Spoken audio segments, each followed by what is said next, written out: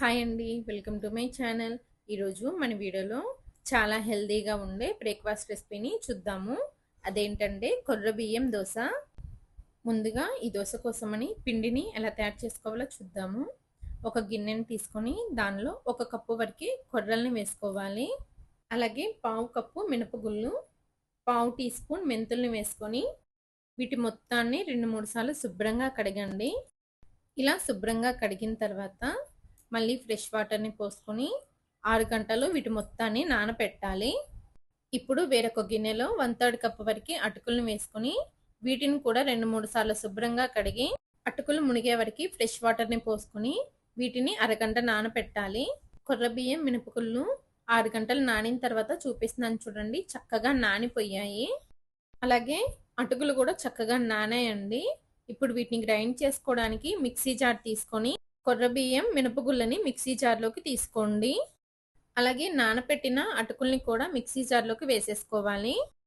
ఇప్పుడు దీనిలో సరిపడినన్ని నీళ్లు పోసుకొని పిండిని బాగా మెత్తగా గ్రైండ్ చేసుకోవాలి. పిండిని గ్రైండ్ చేసుకున్న తర్వాత దీన్ని ఒక బౌల్లోకి తీసేసుకోవాలి. ఇప్పుడు దీనిలో రుచికి తగినంత ఉప్పు వేసుకొని ఒకసారి బాగా కలుపుకొని ఈ పిండిని 8 గంటలు పులియపెట్టాలి. 6 గంటల తర్వాత పిండి చూసారా చక్కగా పులిసిందండి. ఇప్పుడు ఈ పిండిని ఒకసారి కలుపుకోండి. పిండి కన్సిస్టెన్సీ చూసారు కదా, ఈ విధంగా ఉండాలి.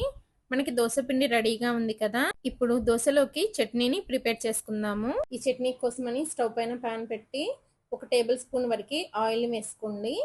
ఆయిల్ హీట్ అయిన తర్వాత ఒక పెద్ద ఉల్లిపాయని ఇలా పొడవు ముక్కలుగా కట్ చేసి ఉల్లిపాయ సాఫ్ట్గా అయ్యేంత వరకు వేయించుకోండి. ఉల్లిపాయ ఎక్కువగా వేగాల్సిన అవసరం లేదు, కొద్దిగా సాఫ్ట్గా అయితే సరిపోతుంది. ఉల్లిపాయ సాఫ్ట్గా అయిన తర్వాత 4 ఎండుమిరపకాయలని వేసుకోండి. ఎండుమిరపకాయలని మీ కారానికి తగ్గట్లు వేసుకోండి. అలాగే కొద్దిగా కరివేపాకు, 1 టీ స్పూన్ జీలకర్ర, 3-4 వెల్లుల్లిని దంచి వేసుకోండి.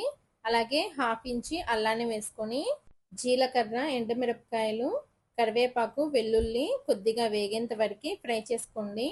ఇవి వేగేటప్పుడే కొద్దిగా చింతపండు వేసుకొని ఒకసారి కలుపుకొని స్టవ్ ఆఫ్ చేసేసి వీటిని పూర్తిగా చల్లారనివ్వండి. ఇవి చల్లారిన తర్వాత మిక్సీ జార్లోకి 1 కప్పు వరకు చట్నీ శనగపప్పు ఉంటాయి కదండి, వాటిని వేసుకోండి. తర్వాత చల్లారినటువంటి ఉల్లిపాయ మిశ్రమాన్ని వేసుకోండి. అలాగే రుచికి తగినంత ఉప్పును కూడా వేసుకోండి. ఇప్పుడు తగినన్ని నీళ్లు పోసుకొని చట్నీని బాగా మెత్తగా గ్రైండ్ చేసుకోవాలి. ఇలా బాగా మెత్తగా గ్రైండ్ చేసుకున్న తర్వాత ఈ చట్నీని ఒక గిన్నెలోకి తీసేసుకోండి. ఇప్పుడు చట్నీకి తాలింపు కోసమని స్టవ్ పైన తాలింపు గిన్నె పెట్టి 1 టేబుల్ స్పూన్ వరకు ఆయిల్ని వేసుకొని ఆయిల్ కొద్దిగా హీట్ అయిన తర్వాత 1 టీ స్పూన్ ఆవాలు, 2 ఎండుమిరపకాయలని తుంచి వేసుకోండి.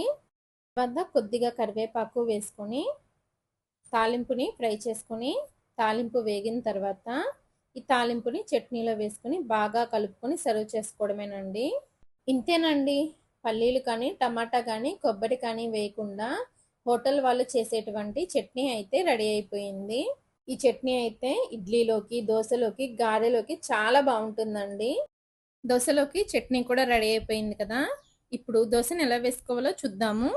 స్టవ్ పైన పెనాన్ని పెట్టి పెనాన్ని మీడియంగా వేడి చేసి పెనానికి కొద్దిగా నూనె కానీ నెయ్యి కానీ అప్లై చేయండి. తర్వాత దోశపిండిని వేసుకొని దోశపిండిని వీలైనంత పల్చగా స్ప్రెడ్ చేయండి. దోశపిండిని స్ప్రెడ్ చేసిన తర్వాత దోశ పైన కొద్దిగా తడి ఆరిన తర్వాత నూనె కానీ నెయ్యి కానీ వేసుకోండి. దోశ ఒకవైపు కాలిన తర్వాత ఇంకొక వైపుకు తిప్పుకొని కాల్చుకోవాలి. దోశ రెండో వైపు కూడా కాలిన తర్వాత దోశని ప్లేట్లోకి తీసేసుకోవడమే. ఇంతేనండి, చాలా హెల్తీగా టేస్టీగా ఉండే కొర్ర బియ్యం దోశలు అయితే రెడీ అయిపోయినాయి. ఈ దోశల్ని వీడియోలో చూపించాను కదండి, ఈ చట్నీతో సర్వ్ చేసుకోండి. టేస్ట్ చాలా బాగుంటుంది. ఓకే అండి, ఈ దోశ రెసిపీ కనుక మీకు నచ్చినట్లయితే నా ఛానల్ని లైక్ చేసి షేర్ చేసి సబ్స్క్రైబ్ చేసుకోండి. Thanks for watching.